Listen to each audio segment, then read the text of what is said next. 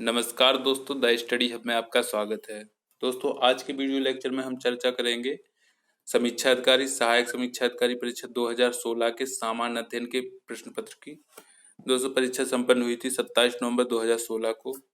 तो आइए दोस्तों हम प्रश्नों को देखते हैं। दोस्तों, अगर आप चैनल पर नए हैं तो चैनल को सब्सक्राइब कर सकते हैं, साथ ही साथ अपने दोस्तों को शेयर भी कर सकते हैं। वीडियो अच्छा लगने पे दोस्तों वीडियो को लाइक भी कर सकते हैं। लीजिए दोस्तों, ये आपके सामने प्रश्न है। प्रश्न संख्या पहला है, निम्नलिखित युग्मों में से कौन सा सही सुमेलित नहीं है, आपको बताना है। दोस्तों, यहाँ पर लेखक का नाम दिया है, एक साइड दिया है उनके द्वारा लिखी हुई पुस्तक का नाम। तो बी.डी. सावरकर, पुस्तक का नाम है the Indian war of independence, बिल्कुल सही है। दूसरा है आर.सी. मजूमदार, द सिपाही म्यूटनी एंड रिवोल्ट ऑफ 1857 1857, ये भी सही है। राधा कमल मुखर्जी, तो दोस्तों इन्होंने इनकी पुस्तक लिखी है अवध इन रिवोल्ट 1857 से 1858। दोस्तों ये वाला आपका गलत दिया है, अर्थात यही आपका इस प्रश्न के संदर्भ में उत्तर होगा, क्योंकि यहाँ पर पूछ रहा कौन सा सही सम्मिलित नहीं है। अवध इन रिवोल्ट के जो लेखक हैं वो हैं रुद्रांशु मुखर्जी, ठीक। और जो चौथा नंबर है S.B. Chaudhary, civil rebellions in the Indian mutinies, तो ये भी सही है। तो दोस्तों इसमें आपका उत्तर हुआ सी पार्ट। नेक्स्ट देखते हैं। प्रश्न संख्या 2 में आपको बताना है, ब्रिटिश भारत के निम्नलिखित प्रांतों पर विचार कीजिए और उन प्रांतों को पहचानिए जहां 1937 में भारतीय राष्ट्रीय कांग्रेस का मंत्रिमंडल नहीं बना।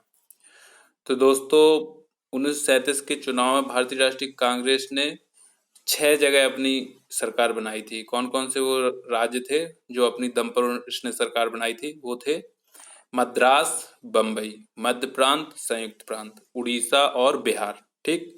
और जो आपका बंगाल और पंजाब है, यहाँ पर इनकी सरकार नहीं बनी थी। बंगाल में भी नहीं बनी थी, मुस्लिम लीग ने दूसरी पार्टी के साथ मिलकर बनाई थी। इसी प्रकार यहाँ पर पंजाब में भी मुस्लिम लीग ने किसी दूसरी पार्टी के साथ मिलकर बनाई थी।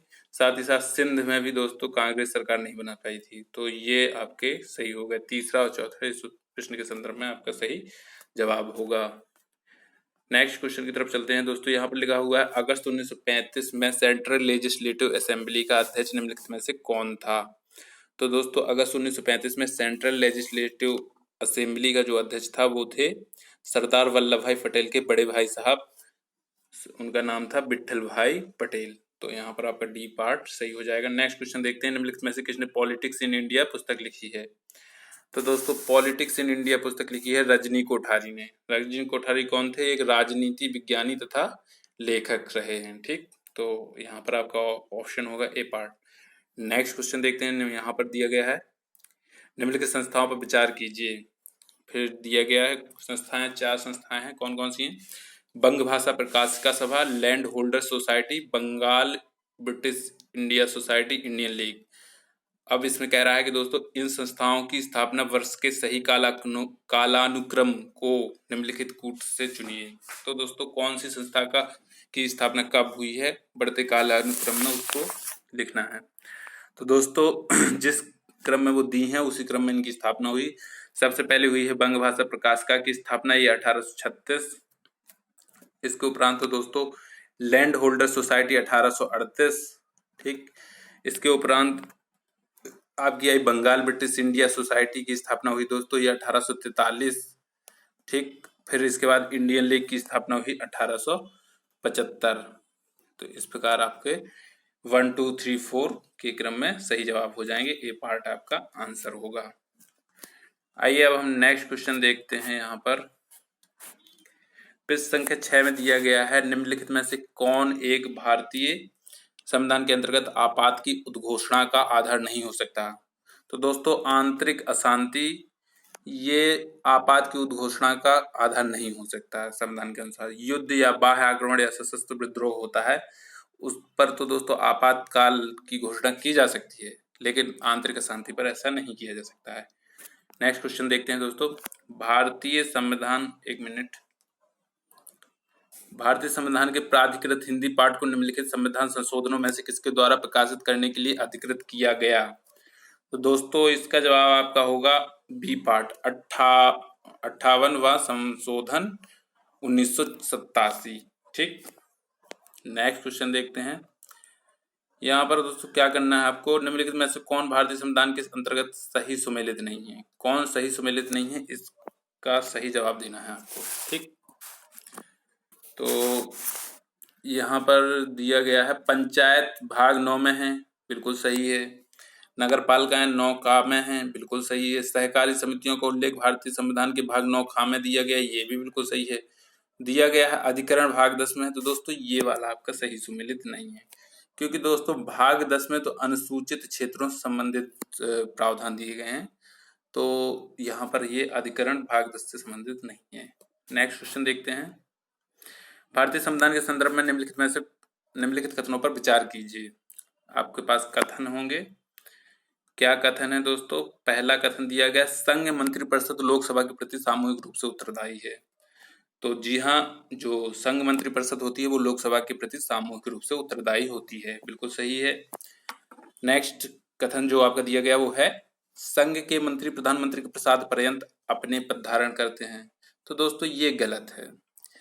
जो भारतीय संविधान का अनुच्छेद 75(2) कहता है कि जो संघ के मंत्री हैं, ये 75(2) में ऐसा लिखा हुआ है कि संघ के मंत्री राष्ट्रपति के प्रसाद पर्यंत अपने पद धारण करते हैं। तो दोस्तों यहाँ प्रधानमंत्री नहीं, राष्ट्रपति के, तो ये तो गलत हो गया। और जो पहला कथन है कि संघ मंत्रिपरिषद लोकसभा के प्रति सामूहिक रूप से उत्तरदायी है, तो भारतीय संविधान का 75(3) जो अनुच्छेद है वो इस बात की पुष्टि करता है। तो इसमें आपका जो पहला कथन है वो तो पूर्णतः सत्य है, लेकिन जो दूसरा है वो असत्य है। तो आपका आंसर हो गया, पहला सही है बस। आइए नेक्स्ट क्वेश्चन देखते हैं हम। यहाँ फिर से दोस्तों एक पॉलिटी का ही क्वेश्चन है। अनुसूचियां दी गई हैं एक तरफ दिया गया है अनुसूचियों से संबंधित कुछ चीजें जो उसमें पाई जाती हैं, तो देख लेते हैं, फिर कूट में मिलान करना है कौन सा किससे सही है। तो दोस्तों 7वीं अनुसूची आपको पता होगा कि विधायी शक्तियों का वितरण है 7वीं शक्ति में, तो ये ए का होगा तीसरा पार्ट। ठीक, क्योंकि दोस्तों जो संघ सूची है, राज्य सूची है, समवर्ती सूची, इन सारी सूचियों का उल्लेख 7वीं अनुसूची में आपका दिया गया है। 12 अनुसूचियां भारत के संविधान में, पहले 8 थी लेकिन बाद में अभी 12 हो चुकी हैं। 8वीं अनुसूची में दोस्तों भाषाओं से संबंधित दिया गया है, 22 राजभाषाएं जो कुछ भी हैं वो सब दी गई हैं। ठीक, 9वीं अनुसूची है तो दोस्तों कुछ अधिनियमों का विधि मान्यकरण, 9वीं में ये है। और 10वीं अनुसूची दोस्तों बहुत ही कॉमन है, दल परिवर्तन के आधार पर निहरता से संबंधित है। ठीक, तो ये क्वेश्चन हो गया दोस्तों। अब नेक्स्ट देखते हैं, दिया गया है प्रश्न संख्या 11 है, 11वें नंबर में क्या है, निम्नलिखित में से किस भारतीय पंचवर्षीय योजना ने सभी विकासात्मक प्रयासों के सार के रूप में मानव विकास को मान्यता दी? तो दोस्तों 8वीं जो आपकी पंचवर्षीय योजना थी उसने सभी विकासात्मक प्रयासों के सार के रूप में मानव विकास को मान्यता दी। तो नेक्स्ट क्वेश्चन देखते हैं, निम्नलिखित कथनों पर विचार कीजिए। यहाँ पर विचार करना है, कथन आपके जो दिए गए 3 कथन है, तीनों कथनों पर विचार करते हैं। दिया है जीएसटी परिषद की अध्यक्षता संघीय वित्त मंत्री करते हैं और केंद्र के राजस्व या वित्त के प्रभारी राज्य मंत्री इसके सदस्य हैं। तो बिल्कुल सही दिया गया है कि जो संघीय वित्त मंत्री होते हैं वो जीएसटी परिषद की अध्यक्षता करते हैं और साथ ही साथ केंद्र के राजस्व या वित्त के प्रभारी राज्य मंत्री इसके एक सदस्य होते हैं। तो ये आपका पूर्णतः सत्य है। और दूसरा कथन में कह रहा है कि जीएसटी परिषद कर स्तर से छूट वाली वस्तुओं के बारे में निर्णय करेगी और नई कर नीति की देहली निर्धारण भी करेंगी। बिल्कुल ये भी आपकी बिल्कुल सही बात है। तीसरे में कह रहा है राज्य सरकारों के पास बैठ उगाही का विकल्प होगा यदि वे चाहें, तो ये गलत हो गया दोस्तों, जीएसटी के बाद ऐसा नहीं रहा, राज्यों के पास बैठ उगाही का जो विकल्प है वो नहीं बचा। तो आपका पहला और दूसरा कथन सत्य हुआ। ठीक, नेक्स्ट देखते हैं दोस्तों, पूछा गया है 2015-16 में भारत का कौन सा राज्य गेहूं का बढ़ा? तो दोस्तों 2015-16 करंट अफेयर है, लेकिन ये उत्तर प्रदेश का आंसर था। गेहूं का अभी भी उत्तर प्रदेश में सर्वाधिक उत्पादन होता है। नेक्स्ट क्वेश्चन देखते हैं, यहाँ पर दोस्तों सूची 1 और सूची 2 का मिलान करना है। यहाँ पर योजनाएं दी गई हैं, कार्यक्रम दिए गए हैं, उनको किस वर्ष शुरू किया गया है, इस बात की आपको पुष्टि करनी है। और नीचे जो कूट दिए गए हैं उसमें मिलान करना है। तो हम देखते हैं दोस्तों। सबसे पहले जवाहर रोजगार योजना जो सी पार्ट है वो आया था। वो कब आया था? 1989 में। ठीक, तो सी 2 से मिल गया। फिर इसके बाद दोस्तों स्वर्ण जयंती शहरी रोजगार योजना आई। शहरी रोजगार योजना आई 1997 में। ठीक, फिर शहरी के बाद आई ग्रामीण स्वर्ण जयंती ग्राम स्वरोजगार योजना आई। तो दोस्तों ये आई 1999 में। ठीक, फिर इसके बाद राष्ट्रीय ग्रामीण स्वास्थ्य मिशन आया 2005 में। तो इस प्रकार ये आपका मिलान हो गया। नेक्स्ट क्वेश्चन देखते हैं। निम्नलिखित में कौन लोक संस्कृति को स्पष्ट करता है? दोस्तों लोक संस्कृति को कौन स्पष्ट करता है, इस बारे में आपको बताना है। तो देखे ले रहे हैं दोस्तों इसको, एक मिनट। आपके ऑप्शन है अधिक सभ्य लोगों की सांस्कृतिक प्रॉपर्टी, और बी ऑप्शन है नगरीय लोगों की सांस्कृतिक प्रॉपर्टी, सी है सामान्य लोगों की सांस्कृतिक प्रॉपर्टी। तो दोस्तों यही सी ऑप्शन आपका सही है, सामान्य लोगों की सांस्कृतिक प्रॉपर्टी।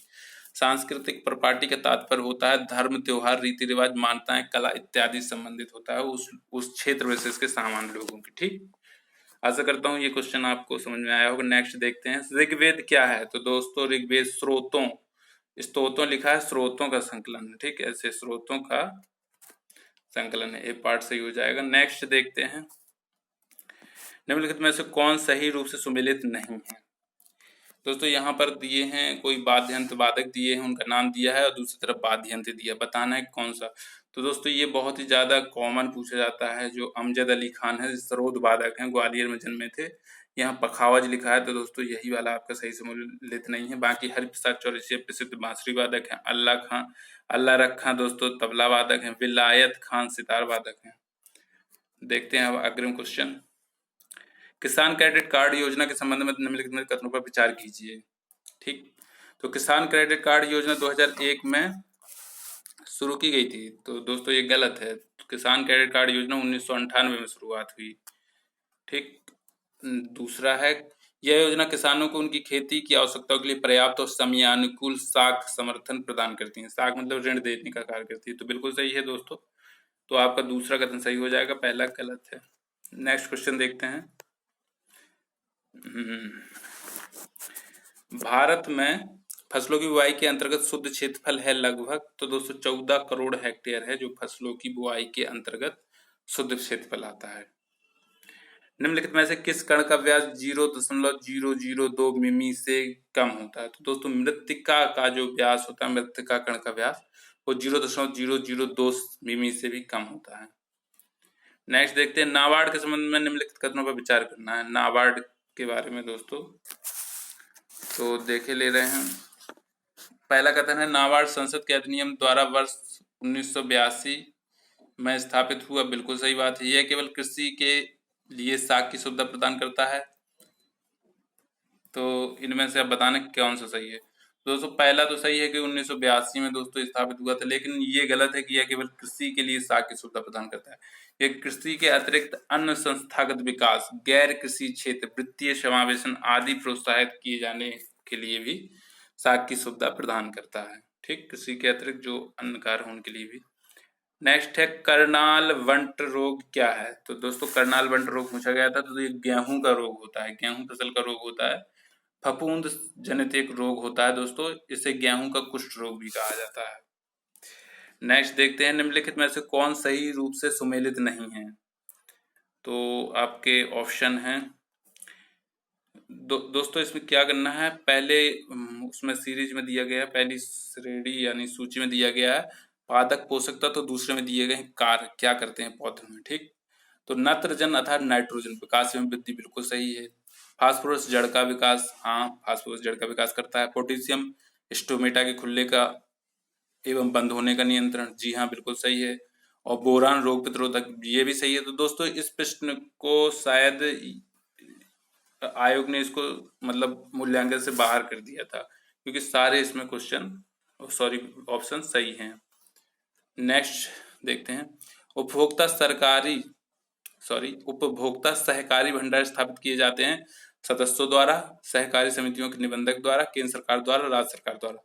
दोस्तों सदस्यों के द्वारा उपभोक्ता सहकारी भंडार स्थापित किए जाते हैं। अब यहाँ पर पूछा गया है सेबी अधिनियम पारित हुआ था, तो दोस्तों सेबी अधिनियम हुआ था 1992 में पारित। ठीक, भारतीय प्रतिभूति एवं विनिमय बोर्ड इसका पूरा नाम होता है सेबी का। ठीक, और यह भारत में प्रतिभूति और वित्त का नियामक बोर्ड है। और इसका मुख्यालय की बात करें दोस्तों, कभी कभी मुख्यालय पूछ लिया जाता है, तो मुंबई है इसका मुख्यालय सेबी का। ठीक, मुंबई।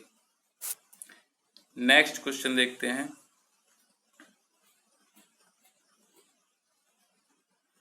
हाँ, 26 क्वेश्चन में देखना है, इसमें मिलान करना है सूची 1 का सूची 2 से।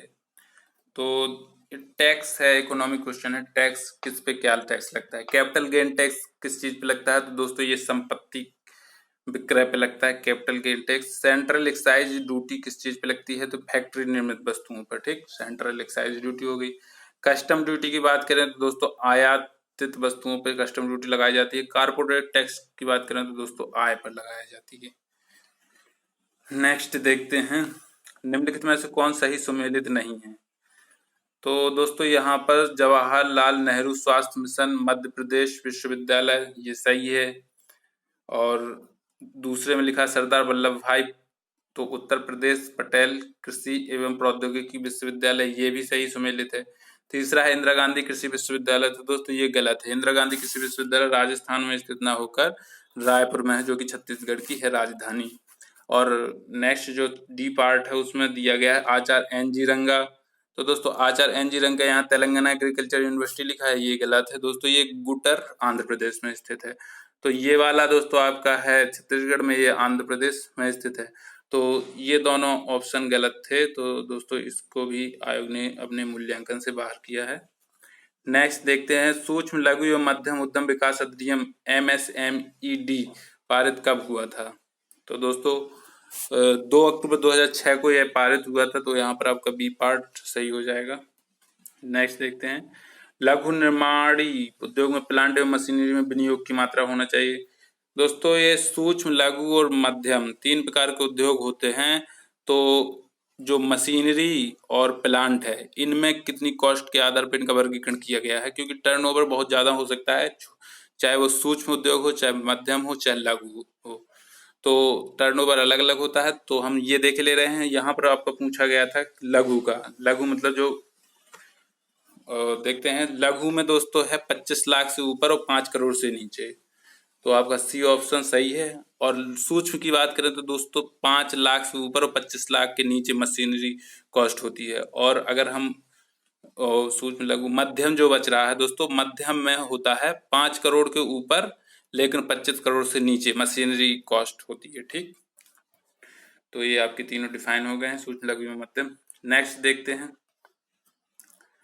2011 की जनगणना के आधार पर उत्तर प्रदेश के संदर्भ में निम्नलिखित कथनों आंकड़ों में से कौन से सही सुमेलित नहीं है? आंकड़े दिए हैं और उनके मान दिए हैं।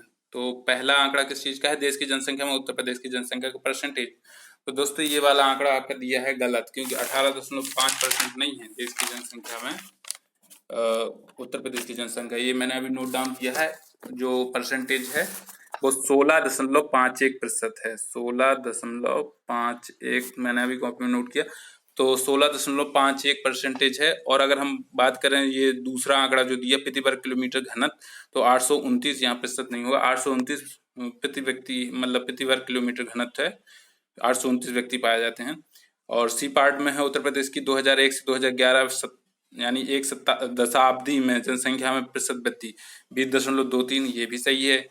और महिला साक्षरता यूपी की अगर बात करें तो दोस्तों 57.18%, ये भी सही है। तो आपका ये वाला आंकड़ा दिया गया था गलत। नेक्स्ट देखते हैं, निम्नलिखित में से किस राज्य की जनसंख्या सर्वाधिक है? तो दोस्तों ये तो एकदम आसान से क्वेश्चन है, उत्तर प्रदेश की जनसंख्या सर्वाधिक है। और नेक्स्ट क्वेश्चन देखते हैं, निम्नलिखित कथनों पर विचार कीजिए। भारत की जनगणना हर 10 वर्ष पर की जाती है। ठीक, ए पार्ट हो गया, मतलब सॉरी कथन हो गया। दूसरा रीजन में कह रहा है 10 वर्ष की अवधि के दौरान भारत की जनगणना अधिकांशतः अपरिवर्तित रहती है। तो दोस्तों ये तो गलत बात है। ये तो सही है कि 10 वर्ष में की जाती है, लेकिन ऐसा थोड़ी ना है कि 10 वर्ष के बाद अपरिवर्तित ही रहे। तो दोस्तों ए मतलब सही है, केवल ए सही है, आर गलत है, सी यहाँ पर आपको सही हो जाएगा। विनियोग साध विलेख अधिनियम प्रभावी हुआ दोस्तों 1882 में हुआ, ये याद रख लीजिएगा। नेक्स्ट है 2011 की भारत की जनगणना के लिए निम्नलिखित में से कौन सा आदर्श वाक्य था? तो दोस्तों 2011 की जनगणना के लिए आदर्श वाक्य था our census our future, D part यहाँ पर सही होगा। निम्नलिखित में से कौन सा अभ्यारण्य सही सुमेलित नहीं है? अभ्यारण्य दिए हैं उत्तर प्रदेश के, समस्तपुर है, रायबरेली में बिल्कुल सही है। याद कर लीजिए दोस्तों, ये पूछे जाते हैं, चाहे यूपी ट्रिपल एस के एग्जाम हो, लोअर पीसीएस वगैरह में पूछे जाते हैं, साथ ही साथ वीडियो लेखपाल में भी पूछे जाते हैं, और यूपीपीएससी आरओ इनमें तो आते ही आते हैं। तो समस्तपुर रायबरेली में है, बिल्कुल सही है। नवाबगंज जो है दोस्तों, ये उन्नाव से लखनऊ की तरफ बढ़ते हैं, तो उन्नाव से कुछ ही दूर किलोमीटर पर ये पाया जाता है। यहाँ इलाहाबाद दिया है, तो यही वाला आपका गलत है, तो यही आपका उत्तर हो जाएगा प्रश्न के संदर्भ में। वखीरा देखते हैं, तो दोस्तों वखीरा संत कबीर नगर में है, संडी हरदोई में है। नेक्स्ट क्वेश्चन देखते हैं। पारिस्थितिकी पदछाप की माप पूछ लिया गया। पारिस्थितिकी पदछाप के माप की इकाई क्या होती है? तो दोस्तों इसकी इकाई होती है भूमंडलीय हेक्टेयर। अब भाई ये पूछा गया पारिस्थितिकी पदछाप, ये होता क्या है? तो देख लेते हैं। एक मनुष्य के जीवन को पूर्ण रूप में धारणीय करने के लिए आवश्यक न्यूनतम भूमि को पारिस्थितिकी पदछाप कहते हैं। ठीक, यानी मनुष्य के जीवन को पूर्ण रूप से धारणीय करने के लिए आवश्यक न्यूनतम जो भूमि की आवश्यकता होती है उसे ही कहते हैं पारिस्थितिकी पदछाप। नेक्स्ट देखते हैं, निम्नलिखित कथनों पर विचार कीजिए। कथन दिया है भारत में वन क्षेत्र को की ह्रास भारत के जननांकीय संक्रमण से प्रत्यक्षता संबंधित रहता है। ठीक, आर दिया है, रीजन दिया है वन क्षेत्र एवं जनसंख्या वृद्धि में प्राय नकारात्मक संबंध। दोनों को ध्यान से पढ़िए दोस्तों, दोनों ही सही हैं और व्याख्या करते हैं। ए और आर दोनों सही हैं और आर एक ही सही व्याख्या करता है। नेक्स्ट देखते हैं, निम्नलिखित में से कौन छत्तीसगढ़ में स्थित है? तो दोस्तों क्या है, राष्ट्रीय उद्यान दिए हैं, बताना है कि छत्तीसगढ़ में स्थित कौन सा राष्ट्रीय उद्यान है। अंसी राष्ट्रीय उद्यान है दोस्तों कर्नाटका में। ठीक, बेतला बेतला और पलामू दोनों साथ साथ याद रख लीजिए झारखंड में है। ठीक, इंद्रावती राष्ट्रीय उद्यान ये छत्तीसगढ़ में आपका स्थित है। ठीक, ये है आपका सही उत्तर, सी पार्ट। और गूंगामल दोस्तों कहाँ पर स्थित है? महाराष्ट्र में स्थित है। नेक्स्ट देखते हैं, जनगणना 2011 के अनुसार निम्नलिखित में से किसमें जनसंख्या घनत्व सबसे कम है? तो दोस्तों इस प्रश्न के संदर्भ में देखना है, चारों ऑप्शन है उनमें से बताना है। तो दोस्तों सबसे पहले तो इतना जान लीजिए, बिहार का जनसंख्या घनत्व सर्वाधिक है पूरे देश में। कितना है? 1106 व्यक्ति प्रति वर्ग किलोमीटर। फिर इसके उपरांत आता है पश्चिम बंगाल। पश्चिम बंगाल में है 1028 व्यक्ति प्रति वर्ग किलोमीटर। केरला में है 860 व्यक्ति प्रति वर्ग किलोमीटर। और अभी हम पीछे के प्रश्न में चर्चा किए थे कि उत्तर प्रदेश का जनसंख्या घनत्व कितना है, तो वो है 829 व्यक्ति प्रति वर्ग किलोमीटर। तो यहाँ पर आपका आंसर होगा ए पार्ट। नेक्स्ट क्वेश्चन देखते हैं, भीतरकनिका गरान के संदर्भ में निम्नलिखित कथनों पर विचार कीजिए। कथन क्या दिया है? यह वंशधारा और स्वर्णरेखा नदियों के डेल्टा में स्थित है, यह पश्चिम बंगाल में स्थित है। तो दोनों के दोनों गलत हैं, क्योंकि ये उड़ीसा में स्थित है। और कहाँ पर है? उड़ीसा में ब्राह्मणी और बैतरणी नदियों के मध्य स्थित है। ठीक, तो ये तो गलत हो गया कि उड़ीसा में है, और बैतरणी और कौन सी नदी? ब्राह्मणी, इन नदियों के बीच में स्थित है, महानदी के मध्य महानदी डेल्टा क्षेत्र में स्थित है। ठीक, कौन कौन सी? ब्राह्मणी और बैतरणी नदियों के मध्य महानदी डेल्टा क्षेत्र में स्थित है। और भितरकनिका राष्ट्रीय पार्क में खारे पानी के मगरमच्छ तथा ओलियोरिडले कछुए की प्रजाति होती है इत्यादि पाए जाते हैं। ठीक, तो आपके दोनों हो गए कथन गलत, तो डी पार्ट यहाँ पर सही हो जाएगा। दोस्तों अब नेक्स्ट क्वेश्चन देखते हैं हम लोग। नेक्स्ट क्वेश्चन क्या है? 41वां क्वेश्चन है। इसमें हमको बताना है, निम्नलिखित कथनों पर विचार कीजिए। कथन ए दिया है, भारत में सन 2001 के पश्चात शहरीकरण में तीव्र वृद्धि हुई है। ठीक, कारण दिया है, भारत में मोबाइल संप्रेषण के क्षेत्र में क्रांति हो रही है।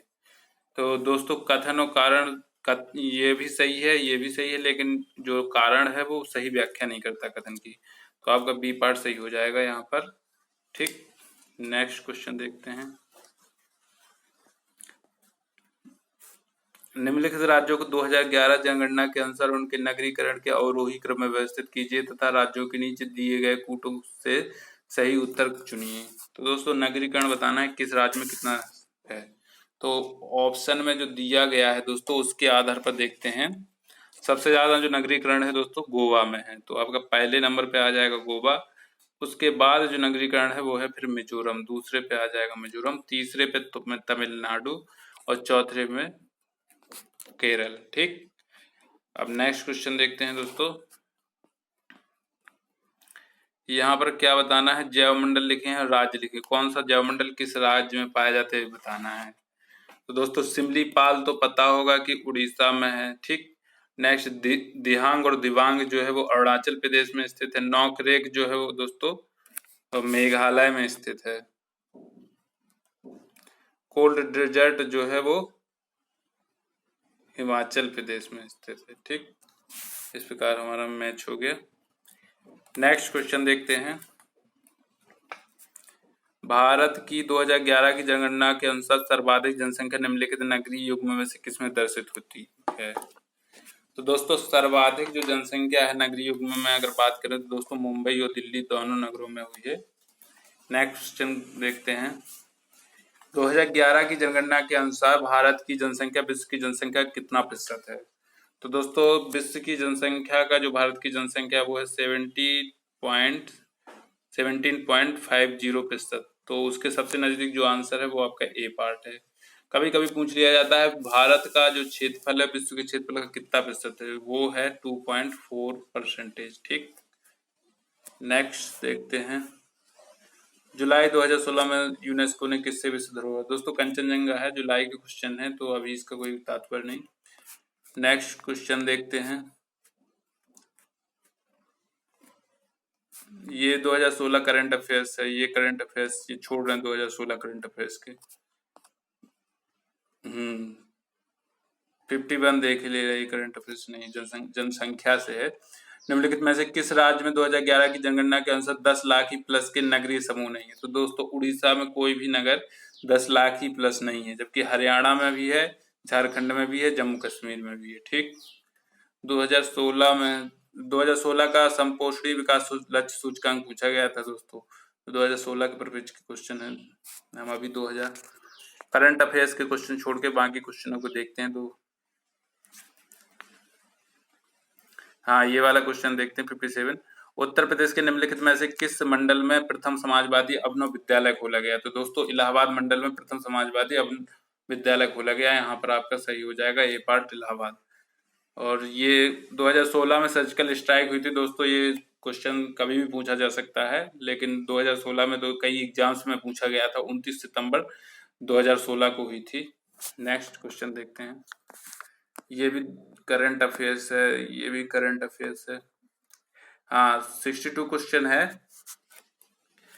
नीली नील यानी ब्लू नाइल नदी निम्नलिखित में से किस झील से निकलती है। दोस्तों ब्लू नील जो नीली नील झील है वो ताना झील से निकलती है, मतलब नीली नील नदी जो है ताना झील से निकलती है। कभी कभी कंफ्यूजन होता है, लोग विक्टोरिया लगा देते हैं, तो बिल्कुल गलत है दोस्तों। नीली नील जो है वो ताना झील से निकलती है। आप इसको इमेज में देख भी सकते हैं गूगल मैप पे जाकर।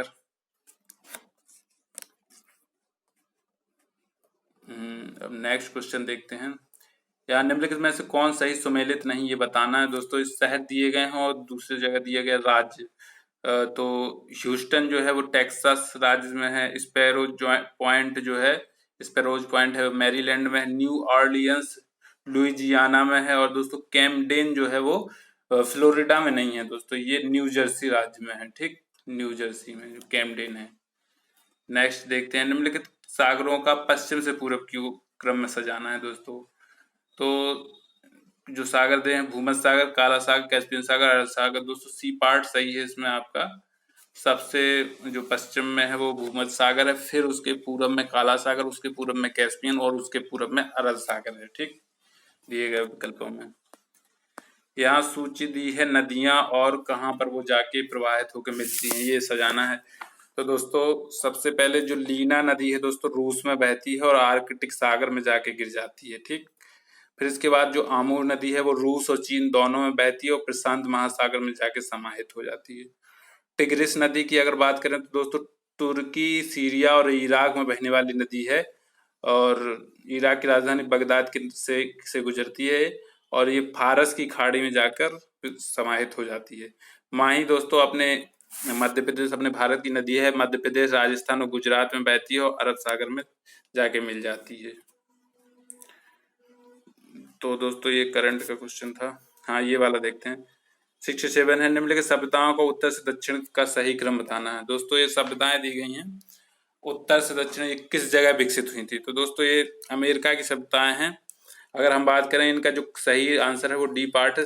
एजटेक जो है सबसे उत्तरी सभ्यता थी, ये मध्य मैक्सिको में के क्षेत्र के आसपास पाई गई थी। और माया जो सभ्यता की बात करें तो दोस्तों मध्य अमेरिका और दक्षिणी मैक्सिको में थी ये। और मुइस्का सभ्यता की बात करें तो दोस्तों दक्षिणी अमेरिका के पूर्वी कोलंबिया के क्षेत्र में थी। और इंका सभ्यता की बात करते हैं तो दोस्तों दक्षिणी अमेरिका के पश्चिमी भाग में ये थी। इस प्रकार आपका डी पार्ट इसका सही उत्तर होगा। नेक्स्ट क्वेश्चन देखते हैं। जनसंख्या वृद्धि के स्वरूप को एक दीर्घ कालावधि में घटित क्रमिक परिवर्तन को कहते हैं। तो दोस्तों इसका आंसर होगा जननांकीय संक्रमण कहते हैं इसको। जनसंख्या वृद्धि के स्वरूप को एक दीर्घ कालावधि में घटित क्रमिक परिवर्तन को। ठीक। करीबा बांध पूछा गया था किस नदी पर निर्मित है। तो दोस्तों जाम्बेजी नदी पर करीबा बांध को बनाया गया है। 70वें प्रश्न में बताना है, भारतीय वन सर्वेक्षण के रिपोर्ट के अनुसार भारत के निम्नलिखित में से किस राज्य में भौगोलिक क्षेत्र का सर्वाधिक प्रतिशत वन है। तो दोस्तों आपका आंसर है मिजोरम में भौगोलिक क्षेत्र का सर्वाधिक वन है। तो दोस्तों यहाँ पर हमने 70 प्रश्नों को देखा और इसके बाद के जो प्रश्न बच रहे हैं दोस्तों 71 से 140 में, वो नेक्स्ट वीडियो में हम अपलोड करेंगे। आशा करते हैं कि दोस्तों सारे के सारे प्रश्न आपको समझ में आए होंगे। फिर भी अगर आपको किसी प्रश्न में कोई शंका है, दुविधा है, तो आप कमेंट सेक्शन में पूछ सकते हैं। साथ ही साथ हमारे फेसबुक ग्रुप को भी ज्वाइन कर सकते हैं। और दोस्तों हमारा टेलीग्राम चैनल भी बना हुआ है, आप उसको भी ज्वाइन कर सकते हैं।